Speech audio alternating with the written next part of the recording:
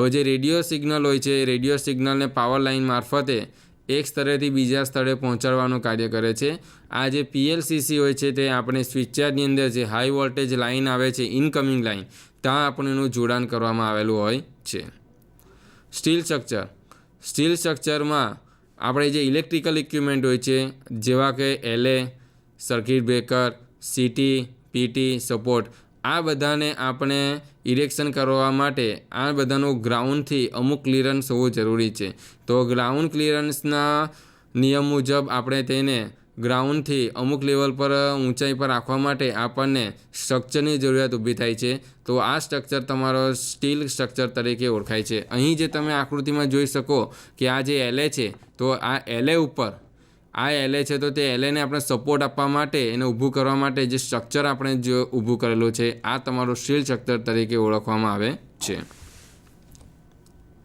હવે આ જે સ્ટીલ સ્ટ્રક્ચર હોય છે એ તમારા ગેલ્વેનાઇઝ આયર્ન મટીરિયલમાંથી બનાવેલો હોય છે. આ ગેલ્વેનાઇઝ આયર્ન મટીરિયલનો ઉપયોગ એટલા માટે થાય છે, ધારો કે આપણે MS મટીરિયલનો ઉપયોગ કરીએ, એટલે કે MS અને માઇલ્ડ સ્ટીલ, તો એ છે ને હવાની સંપર્કમાં આવવાથી કોરોઝન થાય છે અને કોરોઝન થઈને એની એફિશિયન્સી એટલે કે એની જે મિકેનિકલ સ્ટ્રેન્થ હોય છે તે સ્ટ્રેન્થ ઓછી થાય છે. જ્યારે ગેલ્વેનાઇઝ આયર્ન હોય છે એ પ્રમાણમાં MS સ્ટ્રક્ચર કરતાં વધારે આઉટપુટ આપે છે. એટલે હવે જ્યાં આપણે આ રીતે ગેલ્વેનાઇઝ આયર્નના આપણે સ્ટ્રક્ચરો ઊભા થયેલા જોવામાં આવે તો એવા બધા જે વિભાગ હોય તેને આપણે સ્વિચયાર્ડ તરીકે ઓળખવામાં આવે છે. Lighting arrester. હવે લાઇટિંગ એનું મુખ્ય કાર્ય શું? જ્યારે આપણી ઓવરહેડ લાઇનો હોય તો ઓવરહેડ લાઇન ઉપર વોલ્ટેજ સર્જ થાય છે અને એની સામે આપણે રક્ષણ મેળવવાનું હોય ત્યારે લાઇટિંગ એરેસ્ટરનો ઉપયોગ કરવામાં આવે છે. લાઇટિંગ એરેસ્ટર એ તમારો જ્યારે આકાશી વીજળી થાય છે તો લાઇટિંગ સ્ટ્રોક પડે છે. એ લાઇટિંગ સ્ટ્રોક તમારો સીધો ઓવરહેડ બસબાર કંડક્ટર ઉપર પડે છે અને તેના મારફતે જે સર્જ વોલ્ટેજ આવે છે એ સર્જ વોલ્ટેજ તમારા લાઇનની અંદર પ્રવેશ થાય છે. તો આ જે લાઇનની ઉપર જે વધારાના જે વોલ્ટેજ હોય છે તેને ગ્રાઉન્ડ કરવા જરૂરી છે. તો એ ગ્રાઉન્ડ કરવા માટે જે સાધન વપરાય તેને આપણે LA કહેવામાં આવે છે. આ જે લાઇટિંગ એરેસ્ટર હોય છે તેની અંદર એક મિકેનિઝમમાં મીટરિંગની વ્યવસ્થા થયેલી હોય છે. આ મીટરિંગમાં એ તમારું જ્યારે લાઇન કોમ્યુનિકેશન થતું હોય ત્યારે એની અંદર બે ઝોન હોય છે, ગ્રીન ઝોન અને રેડ ઝોન. જ્યારે ઓપરેટર એને ગ્રીન ઝોન હોય છે ત્યારે એ ઓકે હોય છે અને જો રેડ ઝોનની અંદર જો પોઇન્ટર દર્શાવતો હોય તો એ પોઇન્ટર તમારો એ ડેન્જરસ ઝોન તરીકે ઓળખાય છે. આ લાઇટિંગ એરેસ્ટરમાં તમારા મિલી એમ્પિયરની અંદર કરંટનું વહન થાય છે. હવે જોઈએ આઇસોલેટર. આઇસોલેટર એ એર બ્રેક પ્રકારની સ્વિચ છે. એર બ્રેક પ્રકારની સ્વિચ એટલે શું કે હવાની અંદર એ સ્વિચ તમારી બ્રેક થાય છે. આ આઇસોલેટરને નો લોડ પર જ ઓપરેટ કરવામાં આવે છે. આ આઇસોલેટર આપણે સ્વિચયાર્ડ અને સબસ્ટેશનની અંદર એનો ઉપયોગ થાય છે. હવે આ ટ્રાન્સફોર્મર સ્વિચયાર્ડની અંદર ઘણા પ્રકારના ઇલેક્ટ્રિકલ ઇક્વિપમેન્ટ છે, જેવા કે ટ્રાન્સફોર્મર હોય છે, સર્કિટ બ્રેકર હોય છે. આ બધા સાધનોનો આપણને એન્યુઅલ મેન્ટેનન્સ અથવા પિરિયોડિક મેન્ટેનન્સ કરવાની જરૂરિયાત ઊભી થાય છે અથવા કોઈ રિપેરિંગ કામની જરૂરિયાત ઊભી થાય તો ત્યારે આપણે એને લાઇન જે છે પાવર, તો તેને માટે આપણે અલગ કરવા માટે આપણે આઇસોલેટરનો ઉપયોગ કરવામાં આવે છે, એટલે કે સર્કિટને આઇસોલેટ કરે છે. હવે જે અહીં જે જુદા જુદા પ્રકારના આઇસોલેટર છે, આ આઇસોલેટર હોરિઝોન્ટલ બ્રેક પ્રકારના છે. આ આઇસોલેટર વર્ટિકલ બ્રેક પ્રકારના છે. અહીં બે પ્રકારના આઇસોલેટર. આ જે હોરિઝોન્ટલ પ્રકારના જે આઇસોલેટર છે તે આને જો કહેવામાં આવે છે. આ જોમાંથી એક કનેક્શન જ્યારે આપણે એને ઓપરેટ કરીએ છીએ આ જો ઓપન થાય છે અને ખુલ્લા થાય છે અને જ્યારે આપણે ક્લોઝ કરીએ છીએ ત્યારે જો બંને એકબીજાના સંપર્કમાં આવીને ક્લોઝ થાય છે. આઇસોલેટરને આપણે નો લોડ સ્થિતિ વખતે જ ઓપરેટ કરવું જોઈએ, કારણ કે જો આપણે એને ચાલુ કન્ડિશનની અંદર જ્યારે લોડ હોય ત્યારે જો એને ઓપન ક્લોઝ કરીએ ત્યારે એની વચ્ચે જે બે કોન્ટેક્ટ વચ્ચે જ્યારે કોન્ટેક્ટ ભેગા થાય છે અથવા છૂટા પડે છે ત્યારે તેની વચ્ચે આર્ક ઉત્પન્ન થાય છે અને આર્ક ઉત્પન્ન થવાથી આગ લાગવાની પણ શક્યતા રહેલી હોય છે. જેથી જે ઓપરેટર આનું આઇસોલેટરનું ઓપરેશન કરે તો તેને શારીરિક નુકસાન થવાની પણ શક્યતા થયેલી હોય છે. આઇસોલેટર મુખ્યત્વે બે પ્રકારના હોય છે, મેન્યુઅલી અને રિમોટ. મેન્યુઅલી એટલે શું કે આ આઇસોલેટરમાં એક ગેંગ ઓપરેટર હોય છે, તેમાં 3 ઝોન એક મિકેનિઝમ દ્વારા એને પોલ ઉપર ફિટ કરવામાં આવેલી હોય છે અને તેને કનેક્ટ અને ડિસ્કનેક્ટ કરવા માટે કોમન રોડ જોડવામાં આવેલો હોય છે, જેની મદદથી આપણે એને મેન્યુઅલી હેન્ડલ વડે આપણે એને બ્રેક કરી શકીએ છીએ. રિમોટ કંટ્રોલર એટલે શું કે જે કોમન રોડ હોય છે તેના હેન્ડલ પાસે એક ખાસ મિકેનિઝમ હોય છે, મોટર મિકેનિઝમ હોય છે, જેનો કંટ્રોલ કેબલ મારફતે એના કે વાયરો જે કંટ્રોલ કંડક્ટર છે તેને કંટ્રોલ રૂમમાં લઈ જવામાં આવે છે અને ત્યાંથી એને સ્વિચ મારફતે એને ચાલુ અને બંધ કરવામાં આવે છે. આઇસોલેટરના પ્રકારમાં જોઈએ તો vertical break type isolator, horizontal break type isolator અને વર્ટિકલ પેન્ટોગ્રાફ ટાઈપ આઇસોલેટર હોય છે. હવે આપણે જોઈએ ઇન્સ્ટ્રુમેન્ટ ટ્રાન્સફોર્મર.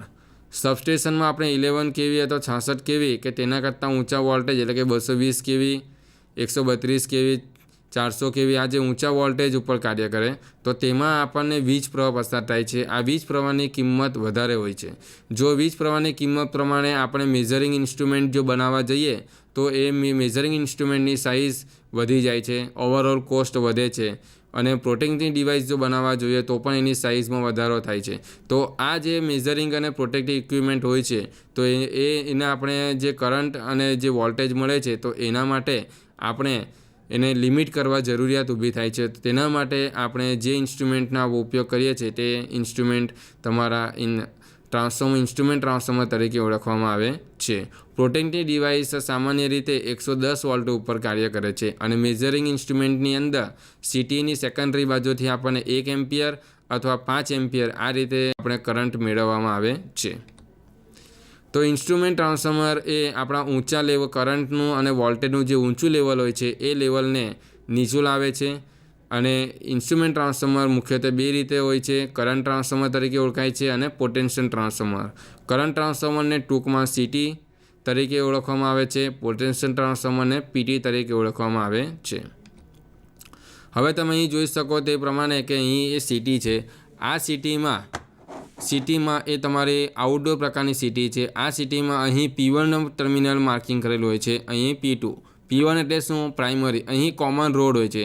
આ કોમન રોડ આ ઇન્સ્યુલેટર મારફતે અહીં સેકન્ડરી વાઇન્ડિંગમાંથી એક લેમિનેટેડ કરેલી કોર હોય છે, એ કોર મારફતે એનું કનેક્શન થાય છે.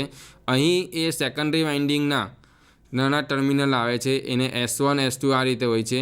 પ્રોટેક્ટિંગ માટે અને મીટરિંગ માટે એનો ઉપયોગ કરવામાં આવે છે. આઉટડોર પ્રકારના જે સીટી અને પીટીનો ઉપયોગ થાય છે તે ઓઇલ ઇન્વર્સ પ્રકારની હોય છે. સીટીની મદદથી આપણે વધારે કરંટોને સ્ટેપ ડાઉન એટલે કે ઓછો કરીએ છીએ અને તેનો ઉપયોગ મેઝરિંગ અને પ્રોટેક્શન માટે થાય છે. મેઝરિંગ એટલે શું કે જે આપણા કંટ્રોલ પેનલ હોય તેની અંદર આપણને કરંટ ને એનું મેઝરિંગ કરવાનું હોય છે, તેના માટે એના કનેક્શન થાય છે. પ્રોટેક્શન એટલે શું કે જે હાઈ કરંટ જો પસાર થાય ધારો કે તો એ રિલે મારફતે એનું સેન્સિંગ થાય છે અને બ્રેકરને ટ્રીપ કરવા માટે સિગ્નલ મળે છે.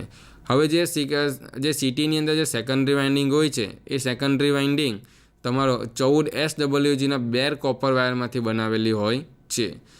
SWGનું પૂરું નામ સ્ટાન્ડર્ડ વાયર ગેજ છે. આ સ્ટાન્ડર્ડ વાયર ગેજમાં નંબર 1થી શરૂઆત થઈને 36 સુધી અંકિત કરેલા હોય છે. જેમ આ સ્ટાન્ડર્ડ વાયર ગેજની અંદર અંક નાનો તેમ વાયરનો ગેજ મોટો. ઉદાહરણ તરીકે આપણે જોઈએ તો 5 SWGનો કોપર વાયર છે અને 14 SWGનો કોપર વાયર છે. તો 5 SWGનો કોપર વાયરનો ડાયામીટર 14 SWGના કોપરના ડાયામીટર કરતાં વધારે હોય છે. સીટીની સેકન્ડરીમાં આપણે એને અર્થ કરવી જરૂરી છે, કારણ કે એમાં ઇક્વિપમેન્ટ એટલે કે જે સીટી છે અને જે વ્યક્તિ છે એનો આપણે ધારો કે એનો આપણે અર્થ ન કરીએ તો ઇન્સ્યુલેશન બ્રેકડાઉન થાય. એટલે કે જે વાઇન્ડિંગ હોય છે વાઇન્ડિંગ ઉપર ઇન્સ્યુલેશન લગાવેલું હોય છે અને આ જો ઇન્સ્યુલેશન જો બ્રેકડાઉન થાય તો ઇક્વિપમેન્ટ અને વ્યક્તિને નુકસાન થાય છે. તો તેની સામે રક્ષણ મેળવવા માટે આપણે સીટીની સેકન્ડરીને આપણે અર્થ કરવી જરૂરી છે. હવે સીટીની પ્રાઇમરીમાંથી જ્યારે કરંટ પસાર થાય છે ત્યારે આપણે સીટીની સેકન્ડરીને કદાપી ઓપન કરવી જોઈએ નહીં. કેમ?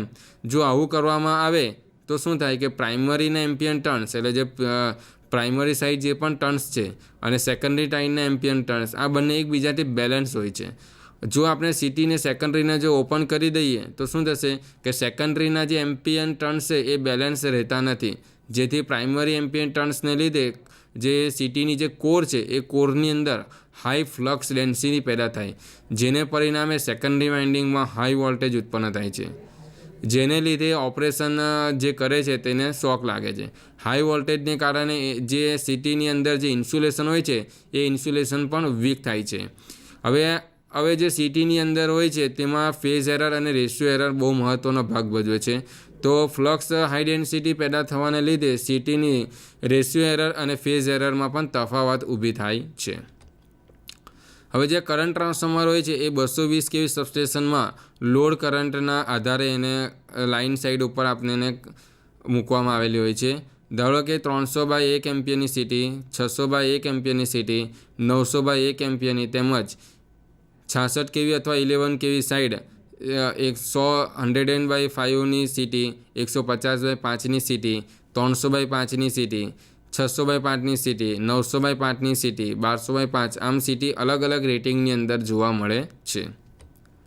હવે સીટીના મુખ્યત્વે 2 પ્રકાર છે, વાઉન્ડ ટાઈપ સીટી અને બાર ટાઈપ સીટી. વાઉન્ડ ટાઈપ સીટીનો ઉપયોગ 440 વોલ્ટેજ સાઇડ કરવામાં આવે છે. એના અલગ અલગ પ્રકાર છે. રેક્ટેન્ગ્યુલર ટાઈપ હોય છે, ઓવલ આકારની હોય છે, રિંગ ટાઈપ હોય છે. હવે બાર ટાઈપ સીટી હોય છે તેની અંદર એની પ્રાઇમરીમાં એક બાર એટલે સળિયો હોય છે અને સેકન્ડરી સાઈડ આપણે એનું વાઇન્ડિંગ કરેલું હોય છે.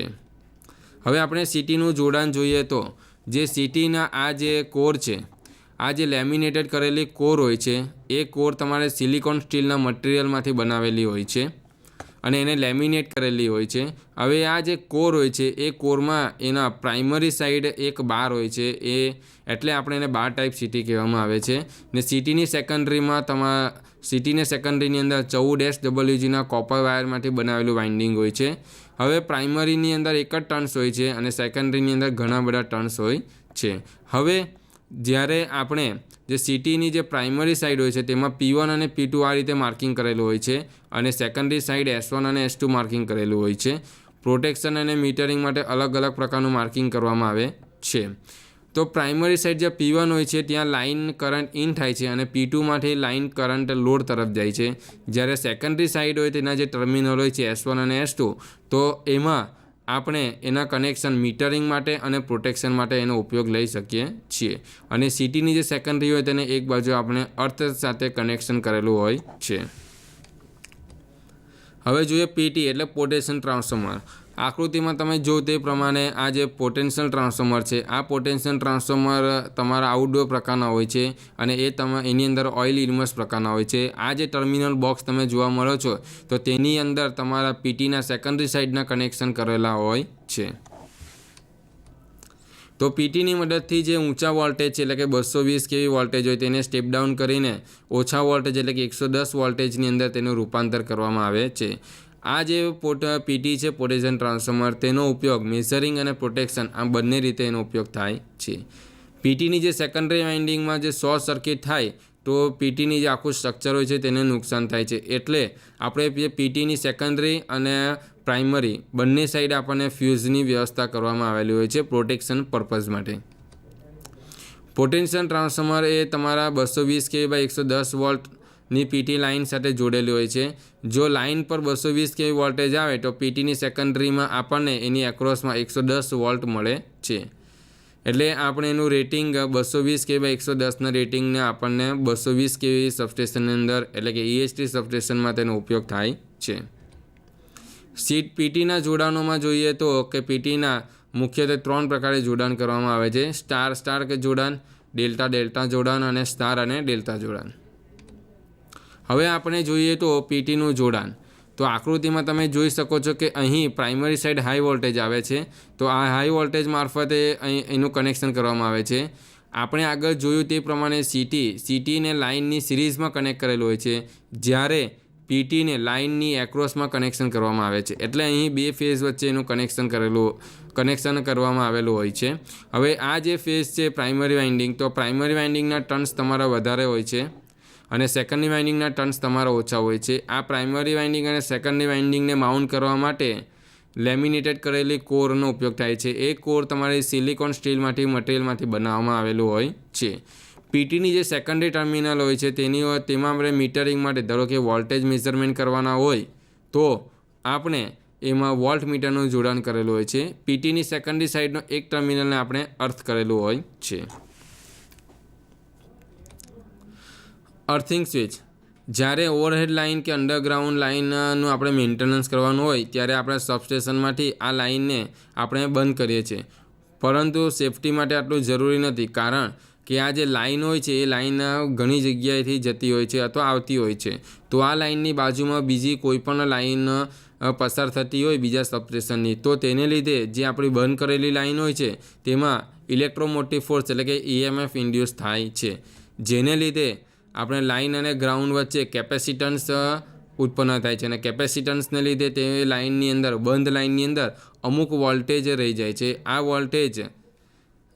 વોલ્ટેજ ઓપરેટર ધારો કે આને આપણે અર્થ કર્યા વગર જો એના પર કોઈ માણસને અથવા કોઈ વર્કરને કામ કરવા માટે આપણે ચડાવીએ, ધારો કે ઇન્સ્યુલેટર સાફ કરવાનું હોય, તો એને જો લાઇનને ટચ થશે તો એને શોક લાગવાની શક્યતા રહેલી હોય છે.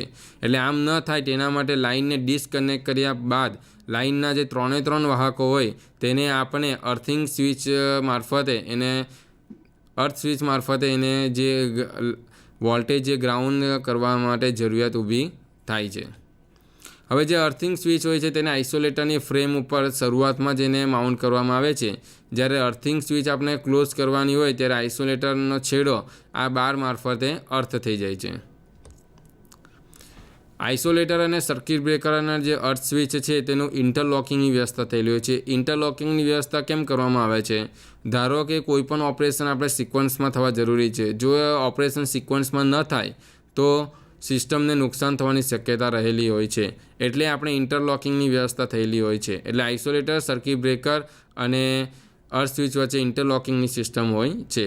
હવે આપણે ઇન્ટરલોકિંગની સિસ્ટમમાં આપણે જોઈએ તો કે સર્કિટ બ્રેકરને આપણે ઓપન કરીએ ત્યાર પછી આપણે આઇસોલેટરને ઓપન કરવું જોઈએ, અને આઇસોલેટરને ઓપન કર્યા પછી આપણે અર્થ સ્વિચને ક્લોઝ કરવી જોઈએ. તેવી જ રીતે ધારો કે લાઇનનું મેન્ટેનન્સનું આપણે કાર્ય પૂર્ણ થઈ જાય છે અને લાઇનને આપણે પાવર સપ્લાય ચાલુ કરવાનો હોય ત્યારે સૌપ્રથમ આપણે અર્થિંગ સ્વિચ હોય તે અર્થિંગ સ્વિચને આપણે ઓપન કરવાની જરૂરિયાત ઊભી થાય છે. ત્યારબાદ આપણે આઇસોલેટરને આપણે ક્લોઝ કરવાનું હોય છે અને ત્યારબાદ આપણે સર્કિટ બ્રેકરને ક્લોઝ કરવાનું હોય છે. ન્યુટ્રલ અર્થિંગ ઘણું મહત્ત્વનો ભાગ છે. જ્યારે આપણે અનબેલેન્સ જે ટ્રાન્સફોર્મરની અંદર લાઇટિંગ સ્ટ્રોક જેવું કંઈ થાય છે ત્યારે તેમાં અનબેલેન્સ વોલ્ટેજ ઉત્પન્ન થાય છે. આ જે અનબેલેન્સ વોલ્ટેજ હોય તેને જમીનમાં ગ્રાઉન્ડ કરવા જોઈએ. તેના માટે સબસ્ટેશનની અંદર અર્થિંગ કરવામાં આવે છે. આ અર્થિંગ તમારે ન્યુટ્રલ અર્થિંગ તરીકે ઓળખવામાં આવે છે. બીજું કે આ જે આપણી સિસ્ટમમાં જે અર્થફોલ પ્રોટેક્શન છે એ અર્થફોલ પ્રોટેક્શન માટે પણ આપણને અર્થિંગ કરવું જરૂરી છે. હવે જોઈએ આપણે સર્કિટ બ્રેકર. સર્કિટ બ્રેકરને શબ્દ પરથી આપણને અર્થ ખબર પડે કે સર્કિટને બ્રેક કરવાનું કાર્ય કરે છે. અહીં આપણને એક SF6 સર્કિટ બ્રેકર છે. આ SF6 સર્કિટ બ્રેકર તમે આકૃતિમાં જોઈ શકો છો. SF6 સર્કિટ બ્રેકરની અંદર 3 પોલ છે, R, Y, B, અને આ 3 પોલનું એક મિકેનિઝમ અહીં હોય છે. આ મિકેનિઝમ મારફતે, એક રોડ મારફતે એના અહીં ઓપરેટ કરવાના મિકેનિઝમની અંદર તેની વ્યવસ્થા થયેલી હોય છે. આ મિકેનિઝમની અંદર આપણે સર્કિટ બ્રેકરને ધારો કે રિમોટ વડે ઓપરેટ કરવું હોય તો એ પણ શક્ય છે, અને મેન્યુઅલી ઓપરેટ કરવું હોય તે પણ શક્ય છે. હવે આ જે સર્કિટ બ્રેકર છે, સર્કિટ બ્રેકરને માઉન્ટ કરવા માટે સ્ટીલ સ્ટ્રક્ચરનો આપણે ઉપયોગ કરવો પડે છે. તો હવે સર્કિટ બ્રેકર વિશે ચર્ચા કરીએ તો સર્કિટ બ્રેકર જ્યારે નોર્મલ લોડ કરંટ વહેતો હોય ત્યારે સર્કિટને ચાલુ કરે છે અને બંધ કરે છે, અને જ્યારે સર્કિટની અંદર કોઈપણ પ્રકારનો ફોલ્ટ થાય તો એ ફોલ્ટી જે સર્કિટ છે તેને ઓટોમેટિકલી આઇસોલેટ કરી દે છે. હવે આ જે સર્કિટ છે એ સર્કિટ બ્રેકર તમારા ન્યુમેટિક પ્રકારના, હાઇડ્રોલિક અથવા મિકેનિકલ ઓપરેટેડ પ્રકારના હોય છે. તો સર્કિટ બ્રેકરમાં આપણે જોઈએ તો 220 kV સબસ્ટેશનની અંદર air circuit breaker, oil circuit breaker અને SF6 સર્કિટ બ્રેકરનો ઉપયોગ થાય છે. 66 kV સબસ્ટેશન હોય છે તેની અંદર પણ air circuit breaker, oil circuit breaker અને SF6 સર્કિટ બ્રેકરનો ઉપયોગ થાય છે. જ્યારે 11 kVની અંદર એક ખાસ બ્રેકર હોય છે, વેક્યુમ સર્કિટ બ્રેકરનો પણ ઉપયોગ થાય છે. વેક્યુમ સર્કિટ બ્રેકરનો ઉપયોગ 66 kV કરતાં વધારે, એટલે 66 kV અથવા તેના કરતાં વધારે એ વોલ્ટેજ ઉપર કાર્ય થતું નથી. 220 kV સબસ્ટેશનની અંદર ખાસ કરીને પહેલાં ઓઇલ સર્કિટ બ્રેકરનો ઉપયોગ થતો હતો અને એર સર્કિટ બ્રેકરનો ઉપયોગ થતો હતો. પણ આ બધા બ્રેકરોની અંદર એનું મેન્ટેનન્સનું કાર્ય વધારે આવતું હોવાથી હવે એમાં મેન્ટેનન્સ નહીં, આપણું એસએફસી સર્કિટ બ્રેકરનો ઉપયોગ વધવા લાગ્યો છે. આ જે સર્કિટ બ્રેકર હોય છે તેને બે રીતે ઓપરેટ કરવામાં આવે છે, રિમોટ ઓપરેટ અને મેન્યુઅલી ઓપરેટ. અને ફોલ્ટ થાય ત્યારે તે વખતે સર્કિટ બ્રેકર ઓટોમેટિકલી એ ઓપરેટ થાય છે. રિમોટ ઓપરેટ એટલે શું? જે સર્કિટ બ્રેકરના જે મિકેનિઝમ માટે સાથે એક મોટરનું કનેક્શન કરેલું હોય છે. એ મોટરનું કનેક્શન કંટ્રોલ કેબલ મારફતે કંટ્રોલ રૂમની અંદર લઈ જવામાં આવે છે. ત્યાંથી આપણે એને ઓન ઓફ કરી શકીએ છીએ, એટલે એને રિમોટ કંટ્રોલ કહેવામાં આવે છે. મેન્યુઅલી કંટ્રોલ એટલે શું કે આપણે જ્યારે સર્કિટ બ્રેકરને ઓન ઓફ કરવું હોય ત્યારે એની જે આપણે જોયું તે પ્રમાણે આગળ કે એની જે મિકેનિઝમ હોય છે, મિકેનિઝમની અંદર બે સ્વિચ હોય છે, ઓન અને ઓફ. તે ઓન અને ઓફને આપણે જાતે જ મેન્યુઅલી એને ઓપરેટ કરી શકીએ છીએ, એટલે એને મેન્યુઅલી ઓપરેટેડ સર્કિટ બ્રેકર કહેવાય છે. જે પાવર ટ્રાન્સફોર્મર, હવે આ પાવર ટ્રાન્સફોર્મર અને ડિસ્ટ્રીબ્યુશન ટ્રાન્સફોર્મરમાં એક તફાવત છે. જે આપણા 66 kV કરતાં વધારે રેટિંગની અંદર આપણે જે ટ્રાન્સફોર્મરનો આપણો ઉપયોગ કરીએ છીએ તેને પાવર ટ્રાન્સફોર્મર કહેવામાં આવે છે. અને 11 kV સાઈડ આપણને જે ટ્રાન્સફોર્મરનો આપણો ઉપયોગ કરીએ છીએ તેને ડિસ્ટ્રીબ્યુશન ટ્રાન્સફોર્મરનો કહેવામાં આવે છે. પાવર ટ્રાન્સફોર્મરની અંદર ઓન લોડ ટેપ ચેન્જર વપરાય છે, જ્યારે ડિસ્ટ્રીબ્યુશન ટ્રાન્સફોર્મરની અંદર ઓફ લોડ ટેપ ચેન્જરનો ઉપયોગ કરવામાં આવે છે. આ પાવર ટ્રાન્સફોર્મરમાં આ જે પ્રાઇમરી સાઈડ હોય છે, પ્રાઇમરી સાઈડમાં તમારા આ ઓવરહેડ લાઇન મારફતે એને સપ્લાય આપવામાં આવે છે.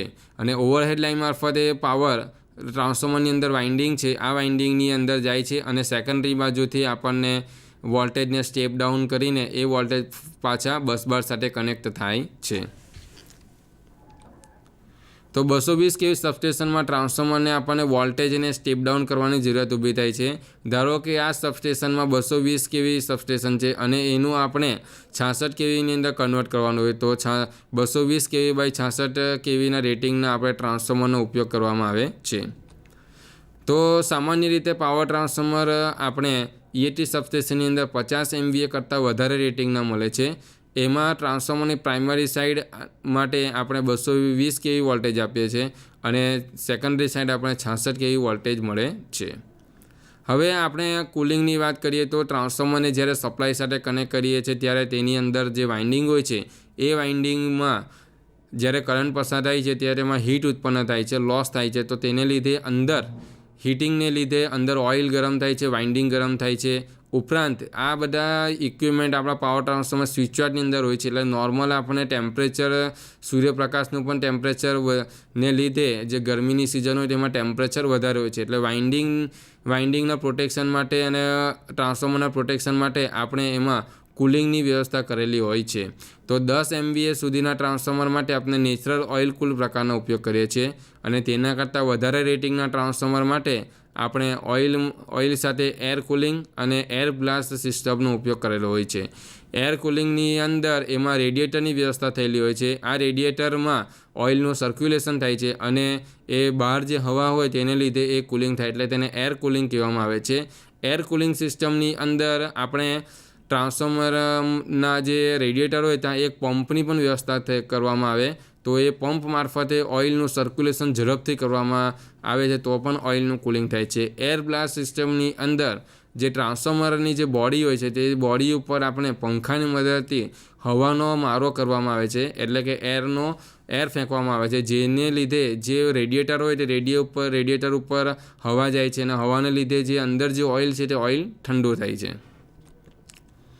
મીટરિંગ અને ઇન્ડિકેટિંગ ઇન્સ્ટ્રુમેન્ટ પેનલની વાત જોઈએ તો જે મીટરિંગ અને ઇન્ડિકેટિંગ ઇન્સ્ટ્રુમેન્ટ પેનલમાં અહીં જે છે આપણે 220 kV લાઇન હોય છે, તો 220 kV લાઇનના આપણને અહીં કંટ્રોલ પેનલ જોવા મળે છે.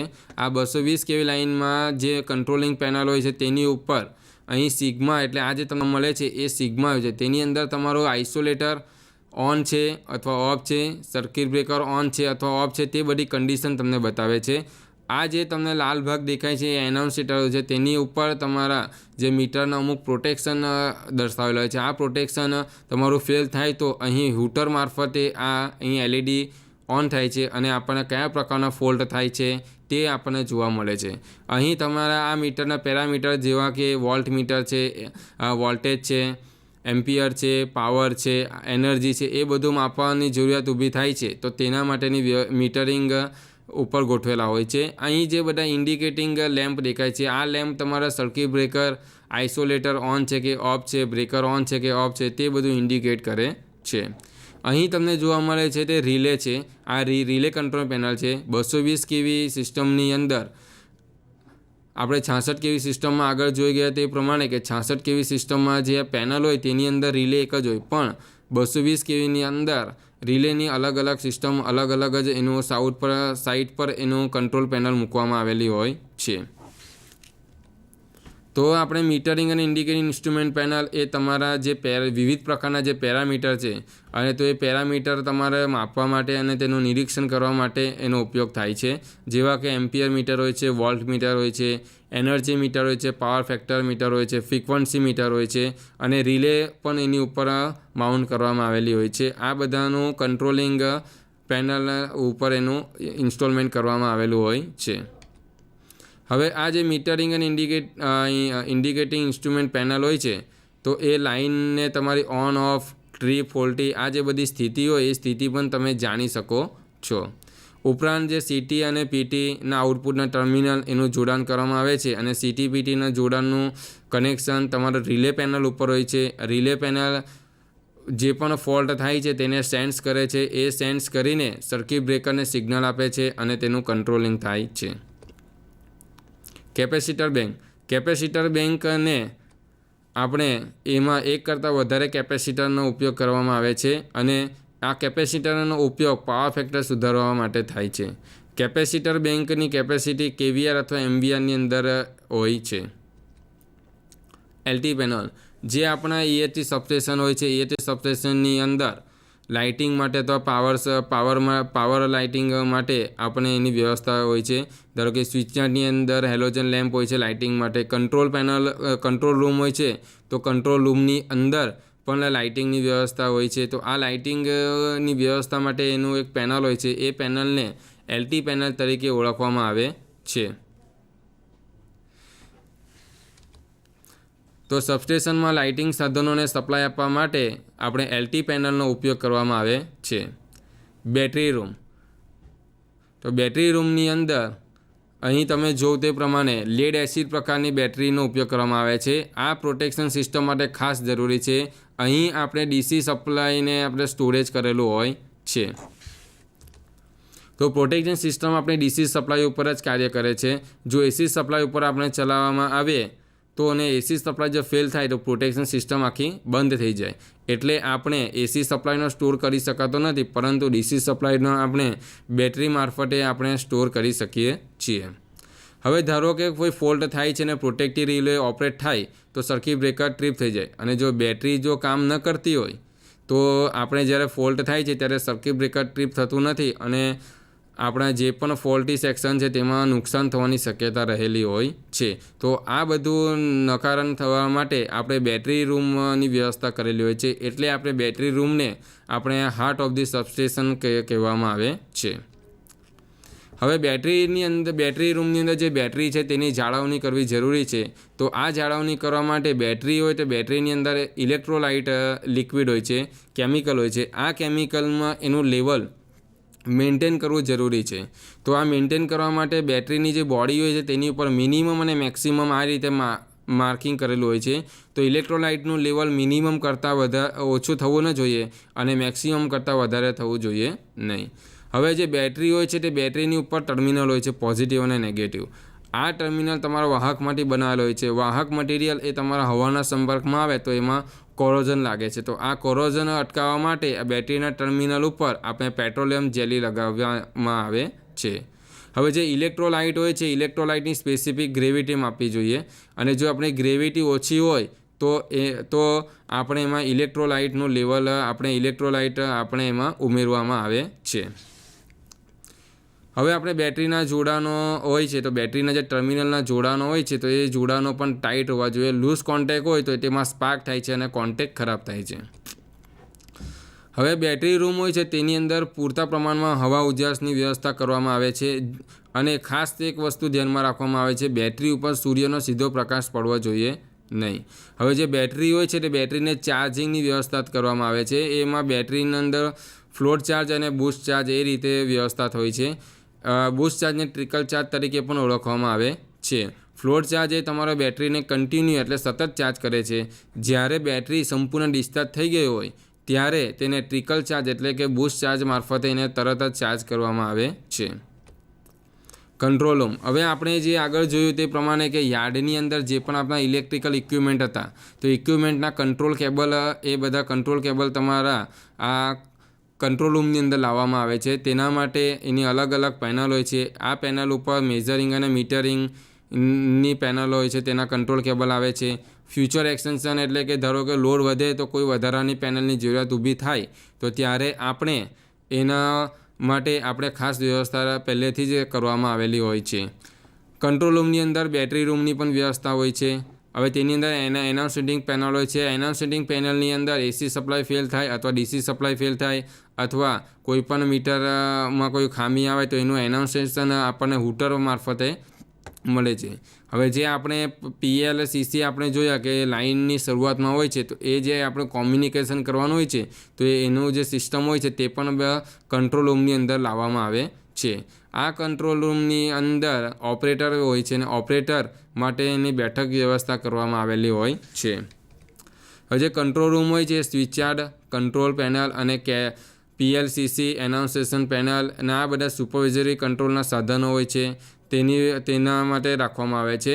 હવે જે કંટ્રોલ રૂમની અંદર જે ઓપરેટર હોય છે તેના માટે ઓપરેટર સાથે કોમ્યુનિકેશન કરવા માટે ટેલિફોનની પણ વ્યવસ્થા કરવામાં આવેલી હોય છે. તેથી મિત્રો કે આજે આપણે ઇલેક્ટ્રિક સબસ્ટેશન અને તેના પ્રકારો, ઇલેક્ટ્રિક સબસ્ટેશનમાં આપણે જે પણ ઇલેક્ટ્રિકલ ઇક્વિપમેન્ટ હતા તે ઇલેક્ટ્રિકલ ઇક્વિપમેન્ટ જોયા, એના વિશેની રચના વિશે જોયું કે ઇલેક્ટ્રિકલ ઇક્વિપમેન્ટની માહિતી મેળવી. તો આ જે માહિતી તમને અભ્યાસ માટે કામ લાગશે એ રીતે હું આશા રાખીને આજનું આ લેસન હું અહીં પૂરું કરું છું. નમસ્કાર.